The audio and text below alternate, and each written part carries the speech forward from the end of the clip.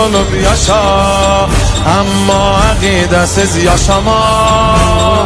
Esir olup yaşa, amma aqidəsiz yaşama. Həmin ibarət səngin şuar Zeynəbdir. Həmin ibarət səngin şuar Zeynəbdir. Dedim dağa nə ağırsan, dedim dağa nə ağırsan, buyurdu məndən ağır. Dedim dağa nə ağırsan, buyurdu məndən ağır. Əgər görən gözün olsa Vəqar Zeynəbdir. Əgər görən gözün olsa